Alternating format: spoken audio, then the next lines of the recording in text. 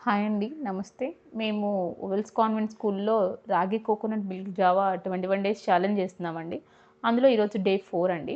మేము రాగి పౌడర్‌తో ఇంట్లో జావ చేస్తాము. సో, దానికి కొంచెం డిఫరెన్స్ చెప్తారా మాకు అనేసి అడుగుతున్నారు. రాగి పౌడర్ అయినా, రాగి మిల్క్‌లో అయినా సరే కాల్షియం అన్నది ఎక్కువుంటుంది. బట్ రాగి పౌడర్‌లో ఏమవుతుందంటే అబ్జార్ప్షన్ అనేది కొంచెం తక్కువుంటుంది. రాగుల్ని సోక్ చేసినప్పుడు అది ఎక్కువుంటుంది. రాగుల్ని ఏం చేస్తారు అంటే స్ప్రౌట్ చేయండి. స్ప్రౌట్ చేసిన ఆ పౌడర్‌ని యూజ్ చేస్తే కూడా మనకి నార్మల్ రాగితో పోల్చిన దానికంటే కాల్షియం లెవెల్ అన్నది ఎక్కువుంటుంది. సో, మీరు అలా ట్రై చేయొచ్చు. బట్ సోకుడు రాగిలో ఏమవుతుంది అంటే హిమోగ్లోబిన్ అనేది చాలా ఇంక్రీజ్ అవుతుంది. సోకింగ్ చేయడం వల్ల ఏమవుతుందంటే న్యాచురల్ ఎంజైమ్స్ అన్నవి యాక్టివేట్ అవుతాయి రాగుల్లో. ఇంకొకటి సోక్ చేయడం వల్ల న్యూట్రియంట్స్ అబ్జార్ప్షన్ కూడా ఎక్కువ ఉంటుంది రాగుల్లో. రాగి మిల్క్ అన్నది చిన్నపిల్లలకి ఎస్పెషల్లీ చిన్నపిల్లలకి మాత్రం చాలా బెనిఫిట్ ఉంటుంది. అదైతే మాత్రం నేను కన్ఫర్మ్‌గా చెప్పగలను. రాగి మిల్క్ గురించి మీకు ఇంకా డీటెయిల్‌గా కావాలి అంటే కింద టైటిల్ కింద లింక్ ఇస్తాను. అలాగే కామెంట్స్‌లో కూడా లింక్ ఇస్తాను. ఒకసారి చెక్ చేయండి.